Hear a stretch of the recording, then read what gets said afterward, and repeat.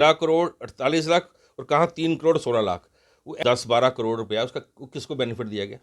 कुछ अवैध रूप से शराब बेची जा रही बाहर चला के। जैसे हम इस काम में रह चुके हैं पहले, तो हम जिन दुकानों पे जाते हैं तो वो लड़के बोलते हैं क्या करें सर, ऊपर से आर्डर है हमको कि आप ज़्यादा पैसे लो, कि उन्होंने बिडिंग इतनी ज़्यादा बिड अमाउंट बोल दी हुई है कि वो लॉस में जा रहे हैं। अवैध वसूली कर लो, जनता की जेब काटो और अपने पैसे या अपना प्रॉफिट पूरा कर लो। 10 लोग पूरे लिकर ट्रेड को कंट्रोल कर रहे हैं, उसमें ज़्यादातर बाहर के हैं और कुछ लोग हमारे भी कुछ लोग उनके साथ मिले हुए हैं। इस नमस्कार, आप सभी का स्वागत है दान कट रती में। मैं हूं रति शर्मा। एक्साइज पॉलिसी आई जरूर थी, कहीं ना कहीं ये कहा गया कि माफिया जितना भी है उसको खत्म कर दिया जाएगा, पर क्या माफिया उससे खत्म हुआ या उससे पनपा? पहला सवाल। जो कल हमने एक वीडियो आपको दिखाई, उस वीडियो में कहीं ना कहीं ये कहा गया कि जो अब मिडिल क्लास लोग तो चलो ले ही सकते थे, बट अब जो बीपीएल कैटेगरी के लोग हैं अब उनके पास भी वाइन शॉप है। तो क्या अब आहिस्ता आहिस्ता जो लोग बीपीएल कैटेगरी के हैं अब वो माफिया बनने की कोशिश में है, या असल में हो क्या रहा है? क्योंकि ये वो ही अच्छी तरह से बता सकते हैं जिनकी पहले भी शॉप हुआ करती थी, जिन्होंने लगातार प्रोटेस्ट भी किए और कहा कि ये जो ई बिडिंग का जो आपने रास्ता चुना है, ये जो एक्साइज पॉलिसी लाई है, ये हमारे लिए परेशानी बन सकती है। आज उनमें से एक शख्स मेरे साथ में मौजूद है। आप इनको बखूबी जानते हैं, लगातार आपको ये नजर भी आते होंगे अपनी आवाज को बुलंद करते हुए। पर आज जो ये चीजें आपको बताएंगे, कहीं ना कहीं आपके कान ओपन करने की जरूरत है, क्योंकि अगर आपने इस ध्यान से नहीं सुना तो आप एडमिनिस्ट्रेशन तक कैसे पहुंचा पाएंगे। चलिए बातचीत करना शुरू करते हैं। विजयन जी इस समय मेरे साथ मौजूद हैं। विजयन जी, पहले तो आपका बहुत बहुत स्वागत है। थैंक यू वेरी मच रति जी। कल हमने देखा कि जिस तरह से वो शख्स ने आके बताया, अभिनंदन जी ने आके बताया कि एक बीपीएल कैटेगरी वाला शख्स जो है आज जो है एक दुकान का मालिक है, वो भी वाइन शॉप का। आपने कभी सोचा था कि जो एक बीपीएल कैटेगरी वाला बंदा है वो वाइन शॉप का मालिक हो सकता है? मैडम, ये जो चीज़ें हम पहले बोल रहे थे और हमारी बात गवर्नमेंट सुनती नहीं थी। हम बोलते थे कि ये गोरख धंधा है, लोगों को फ्रंट बनाया गया आगे और उसके पीछे जो है माफिया पीछे से कंट्रोल कर रहा है। अब तो जो कल आपने इंटरव्यू किया उससे तो सीधा साबित होता है वो बात कि जो बंदा एक पेट्रोल पंप पे नौकरी करता है बेचारा, और जो बीपीएल है उसका राशन कार्ड भी दिखाया गया है, उसके बाद उसको जो माफिया 10-20 हज़ार देकर उसको फ्रंट बना के रखा उसने अपना। जो भी वहाँ कागज़ लगे हैं सब फर्जी, मतलब एक एक कागज़ प्रॉपर्टी का एक जगह लगा है, वो भी ढंग के। जैसे वो बता रहा था कि उसकी प्रॉपर्टी की वैल्यू 60-70 या 80 लाख है, तो 50 लाख से ऊपर तहसीलदार नहीं दे सकता। तहसीलदार ने इशू किया हुआ है, वो भी इलीगल है। ये चीज़ हम गवर्नमेंट को पहले बोल रहे थे, गवर्नमेंट बोलती नहीं जी हमने बिल्कुल ट्रांसपेरेंटली काम किया है, 1 पर्सन 1 लाइसेंस दिया हमने। तो हम तब भी इनको बताते थे कि ये कैसे कैसे कंट्रोल हो रहा है, तो हमारी बात तो सच साबित होगी। जो आपने लाइसेंस लिया था पिछली बार, तो क्या आप अपनी प्रॉपर्टी बताते थे कि हमारे पास इतना है, हम इतने हैं तभी हम ये लाइसेंस ले पाते हैं? क्या कुछ उस समय क्राइटेरिया था? हमारे वक्त ऐसा नहीं था। हमको जब लाइसेंस इशू होता था तब ये वाली फॉर्मेलिटी नहीं थी, उसमें तो बिडिंग का चक्कर ही नहीं था। हम तो लाइसेंस फीस देते थे फिक्स। उसमें भी लाइसेंस फीस ने गवर्नमेंट ने रखा था कि सेल के हिसाब से, जैसे 5 लाख अगर फीस रखी थी उसमें रखी थी इतने लाख इतने हज़ार बोतल, उसके ऊपर अगर बढ़ती थी तो हमको फीस जमा करानी पड़ती थी। उसमें किसी को तकलीफ नहीं थी, जिनकी सेलें ज़्यादा थी वो ज़्यादा गवर्नमेंट को टैक्स देते थे। तो हमारे टाइम तो ऐसा कुछ था ही नहीं। लगता है जो 10 रुपए का चावल खाने वाला वो इतनी फीस दे सकता था, या दे पाएगा, या दे सकता है? कौन से वाली? जो कल बीपीएल वाला नजर आया, जो 10 रुपए का राशन ले रहा है, 2 रुपए का आटा चावल ले रहा है, वो मैडम हमारी बात बिल्कुल सच साबित हो रही है। जो हमने बोला था इनको, एडमिनिस्ट्रेशन को बोला था कि ये सब जो है गोरख धंधा है, पीछे एक बाहर के जो माफिया आया हुआ है उसने आगे अपने डम्मी बंदे खड़े किए हैं, और उनके मतलब इस वक्त टोटल 8 से 10 लोग पूरा जेएंडके का लिकर ट्रेड को कंट्रोल कर रहे हैं। 8 से 10 8 लोग? से क्या 10 वो लोग जम्मू कश्मीर के हैं या बाहर से आए हुए हैं? उसमें ज़्यादातर बाहर के हैं और कुछ लोग हमारे भी कुछ लोग उनके साथ मिले हुए हैं। मतलब इस वक्त 10 लोग पूरे लिकर ट्रेड को कंट्रोल कर रहे हैं। और उन्होंने जो जो बिडिंग हुई थी, आपने सुना होगा कि पेपर में आया था इतने करोड़ की हुई, तो उसमें इतना वहाँ कोई मार्जिन थे नहीं। उन्होंने किस चक्कर में ली, अब जो ये जो ओवर चार्जिंग हो रही है ना, सब उसी का नतीजा है। ओवर चार्जिंग से मुझे याद आया, आजकल तो हम कहते हैं कि जो एमआरपी है जी। उससे रुपया एक या उससे 50 पैसा एक हम ज्यादा ले ज़्यादा नहीं ले नहीं सकते। सकते। यहाँ पर तो अब अलग अलग वीडियोस वायरल हो रही है, इवन मैंने आपके फेसबुक अकाउंट पे भी देखा, देखा आपने। उसमें ज्यादा हो रहा है। ये क्या किसी की षड्यंत्र है या किसी पर हाथ रखा जा रहा है, या ये कहा जा रहा है भैया जो करना है करिए, भैया हम तो पीछे बैठे हैं? ये मेरे को ऐसा लग रहा है कि डिपार्टमेंट को पता है सब कुछ, उनके पास शिकायतें जा रही हैं, वो एक्शन नहीं ले रहे। दिखावे के लिए एक दो दुकान में एक्शन ले लेते हैं। उनको भी मालूम है कि जिन्होंने इतनी बिड दी है ये वाइबल नहीं है, तो उनका इनडायरेक्ट उनको सपोर्ट है कि आप ये अवैध वसूली कर लो, जनता की जेब काटो और अपने पैसे या अपना प्रॉफिट पूरा कर लो। और अगर यही चीज आप करते या आपके जितने साथी जिनकी पहले ई बिडिंग से पहले अगर आप 50 पैसा भी ज्यादा लेते तो आपके साथ क्या होता था? तो हमारे साथ क्या होता था कि सिटी में तो ऐसा काम नहीं था, कहीं दूर दराज गांव में छोटा मोटा था, सेलमैन के लेवल, वहाँ भी शिकायत आती थी तो डीसी साहब अपना कोई बंदा भेजते थे, वो जाके लेता था। कई बार तो तंग करने के लिए वजह से हमने पैसे वापस किए, उन्होंने उठाए ही नहीं और आ जाते थे, और सीधा हमको 15,000 रुपये जुर्माना। या मतलब तब इतना सख्त काम था, आप सोच नहीं सकते, तब तो ऐसा काम था ही नहीं ना। अब तो जैसे पूरा मतलब जैसे हम इस काम में रह चुके हैं पहले, तो हम जिन दुकानों पे जाते हैं तो वो लड़के बोलते हैं क्या करें सर, ऊपर से आर्डर है हमको कि आप ज्यादा पैसे लें? ज़्यादा पैसे लो, कि उन्होंने बिडिंग इतनी ज़्यादा बिड अमाउंट बोल दी हुई है कि वो लॉस में जा रहे हो। अच्छा, वो खुद ही कह रहे हैं कि ज्यादा पैसे ले लो, हाँ। और जितने हमारे लॉज हैं उनका कहीं ना कहीं गड्ढे में डाल रहे हैं। लास्ट कानून तो यहाँ चल नहीं रहा ना, उनको वैसे वो पूरा कैलकुलेशन करते हैं, उनको ऊपर से आ जाता है। ठीक है जी, जैसे निप पे 10 रुपये लेने हैं आपने, क्वार्ट पे जो जिसको हम हाफ बोलते हैं उस पर 20 रुपये लेने हैं, बोतल पे इतने लेने हैं। उन्होंने पूरा सीधा सिस्टम पूरा। तो क्या आपको ये रेट फाइनलाइज नहीं हो पा रहे हैं कि इतने की जो बॉटल है वो इतने की ही बेच सकते हैं, उससे 1 रुपया ज्यादा नहीं? है ना, वो तो आप एमआरपी से ऊपर 1 रुपया भी नहीं बेच सकते।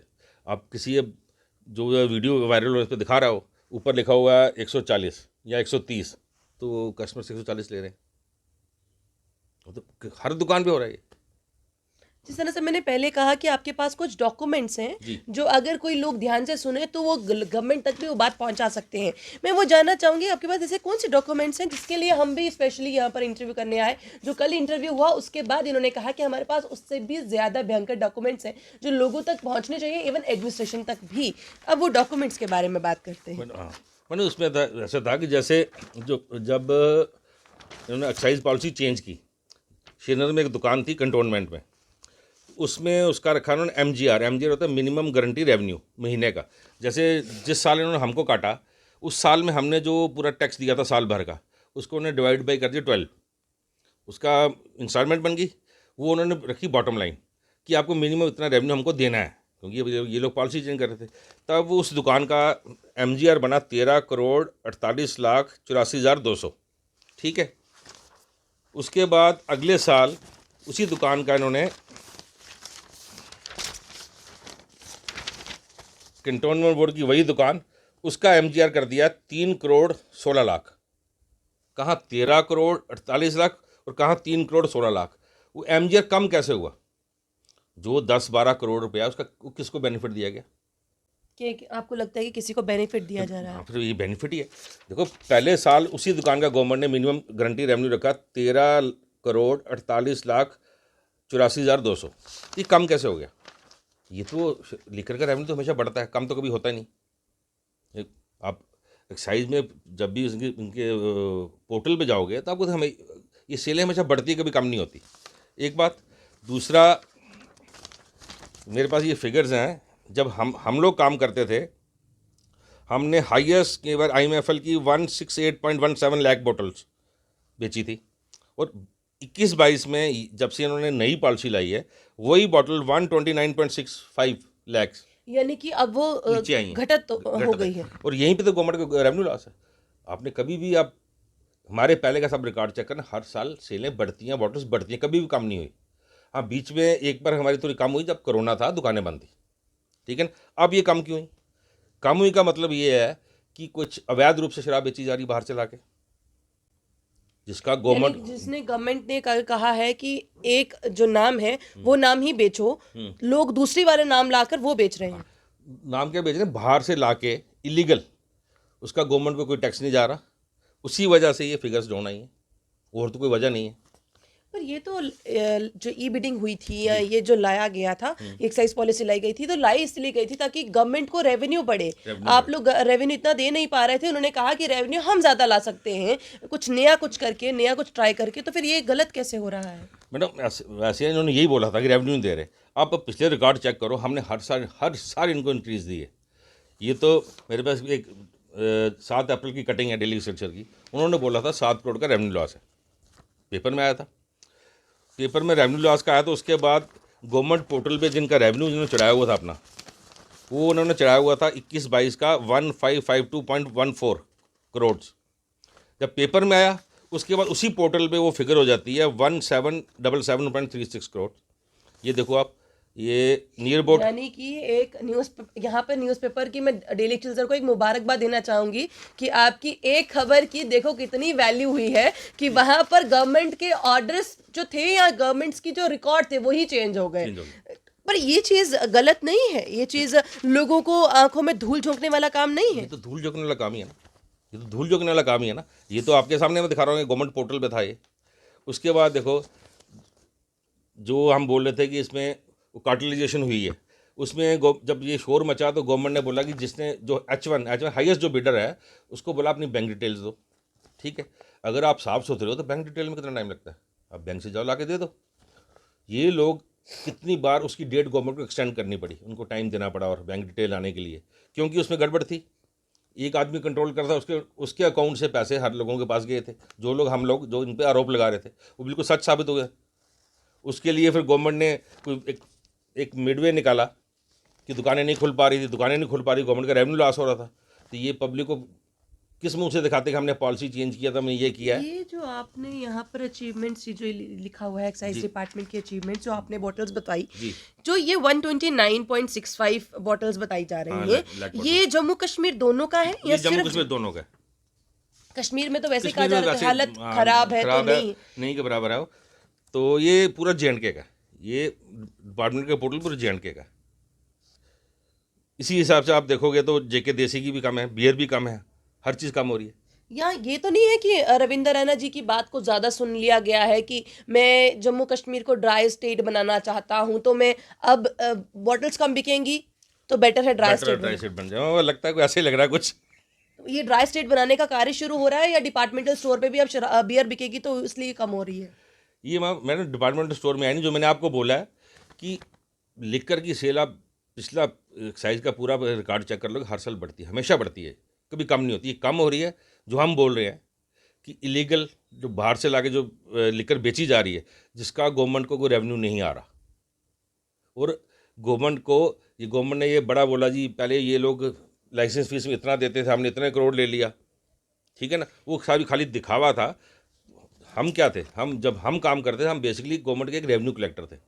ठीक है ना, अगर कोई 100 रुपये की चीज़ है तो गवर्नमेंट ने फिक्स करती थी हमको 10 या 12 या 15 रुपये मार्जिन है, बाकी तो हम सारे पैसे गवर्नमेंट को देते थे या सप्लायर को, बाकी टैक्स के रूप में। हम तो एक रेवेन्यू कलेक्टर थे ना, नथिंग मोर देन दैट। उस सिस्टम पे सारा कंट्रोल गवर्नमेंट का था, वहाँ ऐसी कोई जो माल प्रैक्टिस नहीं होती थी। ये इन्होंने सिस्टम चेंज किया, जो जिस पैटर्न पे इन्होंने किया है उन राज्यों में ऐसा होता होगा।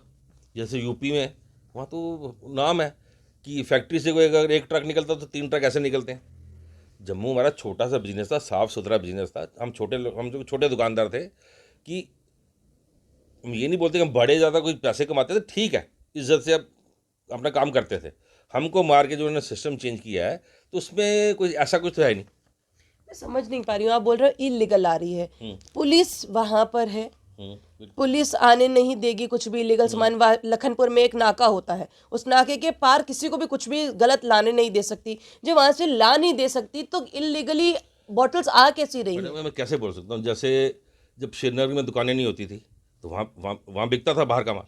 अब कैसे आता है ये हम नहीं बता सकते, ये तो जो एडमिनिस्ट्रेशन है उसको देखना है।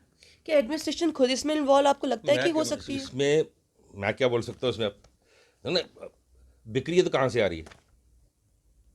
ऐसी कौन सी आपको लगता है जो इलीगल शराब, क्योंकि आप इसके एक ज्ञाता कह सकते हैं रहे हैं, तो कोई ऐसी ब्रांड जो आपको लगता है कि बाहर से आ रहे हैं, ये जम्मू कश्मीर में नहीं बिकते थे, अभी बिकने शुरू हो गए हैं? इसमें मैडम अभी मतलब एग्जैक्टली मैं बता नहीं पाऊँगा आपको, मतलब उसमें यह है कि बाहर जो मैन्युफैक्चर होती है वहाँ से वो निकाल के आ रहा है, और या जहाँ जो इधर जो फैक्ट्री होंगी हो सकता है उसमें भी विदाउट एक्साइज निकल रहा हो, यानी कि जो आ रहा है उसमें एक्साइज नहीं दिया जा रहा एक्साइज नहीं है। दिया जाता उसको। तो मतलब कि जैसे कोई चीज लिकर में हर बॉटल के ऊपर लिखा था for sale in J&K, for sale in Punjab, for sale in Chandigarh.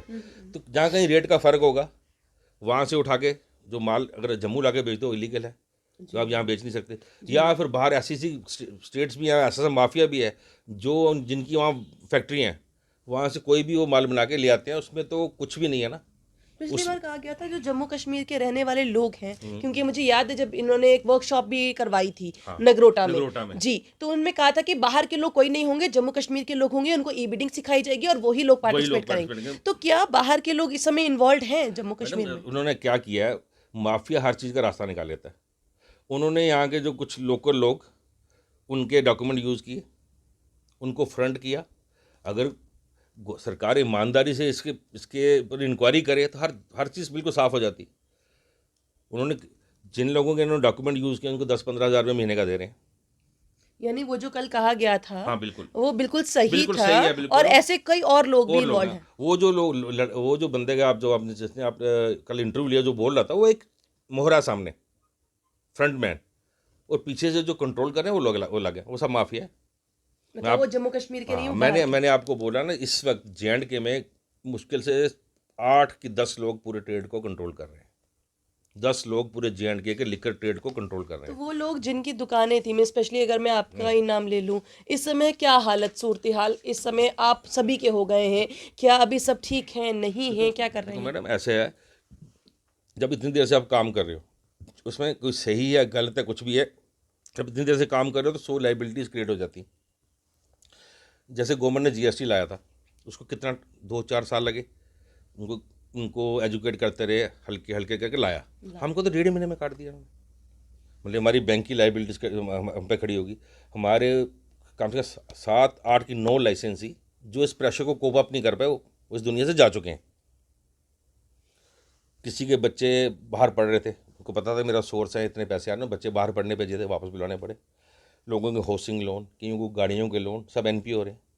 मतलब 1.5 महीने में आपसे काम छीन लिया गया।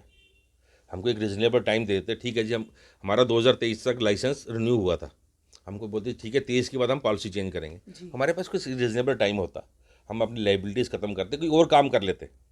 कि हम लोग जब लाइसेंस नहीं होता, हम एक एफिडेविट देते थे, उसमें अगर हम कोई और काम कर रहे होते हैं हमको उसमें शो करना पड़ता है कि ऐसे विजन पठानिया मेरे नाम ये लाइसेंस, एनी अदर, तो गवर्नमेंट का पूरा रिकॉर्ड है, हमने उनको लिख के दिया हुआ है कि हम और कोई काम नहीं करते। जब देखो ये जो ट्रेड था, मतलब कश्मीर में इस ट्रेड को इतना अच्छा नहीं समझते थे, तो वहाँ नहीं के बराबर है दुकानें। ये ट्रेड मैक्सिमम ट्रेड जम्मू वाले के हाथ में था, और जो अभी सत्ता में सीधे रूप से या इनडायरेक्ट रूप से हैं, तो वो कौन है? उनको पावर किसने दी? हम लोगों ने दी। 370 टूटी, हम बड़े खुश हुए, हमने बड़े ढोल बजाए, बड़े नगाड़े बजाए, अपनी क्या क्या हो जाना है, और सबसे पहले हमको ही काटा उन्होंने। मतलब ये बोलते हैं, गवर्नमेंट बोलती है कि इतने करोड़ टूरिस्ट आए, कहाँ गए? कश्मीर के ना, जम्मू में तो नहीं है ना। वैष्णो देवी है, टूरिस्ट आते हैं, ये तो ऐसी ऐसी फैसिलिटी बना रहे हैं, गाड़ी से उतरो, गंडोले में जाओ, दर्शन करो, वापस निकल जाओ, होटल खाली पड़े हैं, बुरे हाल थे। ये कौन सी जम्मू की डेवलपमेंट हो रही है, मैं बताओ। मैं आखिरी में चलते चलते एक सवाल रखूंगी, जहां पर आपने कहा कि हमारी बॉटल्स बिल्कुल खत्म होने पे आ गई है, गवर्नमेंट को रेवेन्यू नहीं है, वहां पर अब जो एक नया ऑर्डर निकला है डिपार्टमेंटल स्टोर पे भी बियर बिकने का, क्या आपको लगता है गवर्नमेंट को और लॉस झेलना पड़ेगा, या जो अभी कहीं ना कहीं जो आपने कहा माफिया, या उनको खत्म करने का ये पूरा प्लान है? इसमें माफिया का कुछ नहीं है, बेसिकली ये जो बड़े बड़े स्टोर्स हैं उनको, जैसे मेन तो ये आया रिलायंस के लिए, जो आपको सच्ची बात बोल दूँ, रिलायंस के लिए इतना बड़ा सेटअप उसी के पास है, जी। तो रेवेन्यू को इतना ज़्यादा कोई फ़र्क गवर्नमेंट को कुछ नहीं पड़ने वाला, ठीक है ना। जैसे दुकानों में बिकती थी, तो उसमें से कुछ शेयर रिलायंस ले जाएगा। अब अगर गवर्नमेंट, मैं एक मिसाल देता हूँ, 100 बोतल बिकती थी J&K में, तो 100 की सीधे कुछ 400 थोड़ी हो जाएगी, 100 की 120 होगी। पहले 100 का 100 वाइन शॉप का शेयर था, उसमें उनका 80 रह जाएगा, और 30% या कुछ परसेंट वो रिलायंस ले लेगा। बिल्कुल। इससे ज़्यादा कुछ नहीं होना। यानी कि एक को फायदा, बाकी सबको बाकी नुकसान। बाकी सबको नुकसान। वो ये बोलेगी कि ये जम्मू में इतने बड़े स्टोर कितने होंगे? 5 6 7 8, ये बोल रहे हैं 5 करोड़ का टर्नओवर और 1200 स्क्वायर फुट बोल रहे हैं शायद जगह, तो कितने होंगे वो चंद लोगों को फ़ायदा पहुँचाने का है, और तो कुछ भी नहीं है। बहुत बहुत शुक्रिया सर हमारे साथ जुड़ने के लिए। तो सर ने आज वो चीज़ें भी निकाल कर सामने लाई हैं। डेली एक्सेलसियर में दोबारा से कहूँगी, ये कुछ चीज़ें जो हैं वो हमने डेली एक्सेलसियर की उठाई हैं। बहुत बहुत शुक्रिया। हम आपकी चीज़ें यूज़ कर रहे हैं उसके लिए पहले माफ़ी। पर सबसे बड़ी बात ये है कि जो यहाँ पर एक्साइज द्वारा जो एक रिसिप्ट निकाली गई है वो बिल्कुल चेंज कर रही है। यानी कि पहले जो है अप्रॉक्सीमेटली भी लगभग 177.36 करोड़ जो है वहाँ पर पहले था। एक्चुअली में पहले नहीं था, पहले वो था 1552। यानी कि अगर अप्रॉक्सीमेटली आप 200 करोड़ या 300 करोड़ का जो नुकसान आप बता रहे हैं वो असल में नुकसान है गवर्नमेंट को, बट गवर्नमेंट लोगों को ये बताने की कोशिश कर रही है कि हमें ई बिडिंग से कोई भी नुकसान नहीं हुआ। देखिए, अगर आपको नुकसान हुआ या नहीं हुआ वो हम नहीं जानते, पर हमारे साथ जो लोग जम्मू कश्मीर के जो इस ट्रेड में थे वो आज हमारे बीच में नहीं रहे हैं, उनको नुकसान हुआ है। और उनकी जीती जागती एग्जाम्पल में एक एग्जाम्पल उसमें मैं एक चीज़ ऐड करना चाहता हूँ कि हम अभी भी, मैं अभी एक छोटी सी एक चीज़ बताई थी कि जब ये ठेकेदार लोग कंट्री लेकर बेचते थे तो गवर्नमेंट इनसे मांग रही थी रेवेन्यू 68 करोड़ या समथिंग, ये लोग नहीं मान रहे थे, फिर गवर्नमेंट नीचे भी ये लोग नहीं माने। तब समून साहब थे हमारे कमिश्नर एक्साइज, हमने ओल्ड लाइसेंस ने वॉलंटियर किया था कि हम 1 रुपये पे काम करेंगे, 1 रुपये पर पीस पे हम बेचेंगे। बोला बेच लोगे? हमने बोला यस बेच लेंगे, और हमने बेची और हमने गवर्नमेंट को 100 करोड़ का रेवेन्यू दिया था इकट्ठा करके। यानी कि अगर आप दोबारा वापस उतरते हैं, जो पुराने लोग थे अगर वो दोबारा उतरते हैं, जो आपने बताया 129 अभी बॉटल्स में आ गए, 129 लाख बॉटल्स में आ गए, और आपने जो है 168 तक दिया था, तो क्या आपको लगता है वापस वहीं तक ले पाएंगे? वही आपके माध्यम से मैं रिक्वेस्ट करना चाहता हूँ एलजी साहब से भी कि हम लोग बड़े ईमानदारी से काम करने वाले लोग थे, हम भी साथ हमको मौका दें, हम रेवेन्यू कहीं का कहीं पहुँचा देंगे आपका। हम तो गवर्नमेंट के रेवेन्यू कलेक्टर हैं, जो हम गवर्नमेंट हमको मार्जिन देती है हम उसी पे काम करते हैं, बाकी सब कुछ तो गवर्नमेंट के हाथ है ना। हमारा आप ट्रैक रिकॉर्ड देख लें, हर साल हमने इंक्रीज़ दी है, हर साल हमने इंक्रीज़ दी है, और जो भी अब गवर्नमेंट ने कुछ मांगा, आपने इंक्रीज़ चाहिए तो हम शाना बशाना साथ खड़े रहे उनके। बोले हमारे साथ ये गलत हुआ है, और आपके माध्यम से ये मैं अपील करता हूँ कि हम लोगों को थोड़ा ख्याल किया जाए। हमारी आपने बुरी हालत करके रख दी हम लोगों की।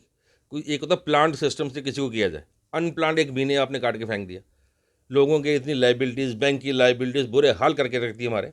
यही आपके माध्यम से मैं एक रिक्वेस्ट करता हूँ उनसे कि हमको मौका दें, हमको रिहेबिलिटेट करें, और हम वादा करते हैं कि रेवेन्यू आपका कहीं के कहीं पहुँचा के दिखाएंगे आपको। ये रेवेन्यू ला सकते हैं क्योंकि ये एक्सपीरियंस होल्डर है। जगह जगह पर आज दुकानें खुली, चाहे मंदिर के पास, चाहे स्कूल के पास, वो खुलने के बाद भी आज गवर्नमेंट के पास वो रिकॉर्ड नहीं है जो पहला रिकॉर्ड इन्होंने वो एनओसीज का पालन करते हुए दिया। देखिए, सबसे बड़ी बात यह है कि शराब पीने वाले या ना शराब पीने वाले, मैं उनकी बात नहीं करके ये बात करना चाहूंगी कि जो लोग इसमें थे उनके घर चल रहे थे। आज न जाने कितने लोग हमारे बीच से चले गए हैं सिर्फ इसी वजह से क्योंकि कहीं ना कहीं गवर्नमेंट ने अनप्लान्ड तरीके से लाया और ये कहा कि माफिया नहीं होगा, पर माफिया असल में आया और कहीं ना कहीं आज परेशानियां बढ़ गई हैं। अब क्या माफिया पे कंट्रोल होगा? पहला सवाल।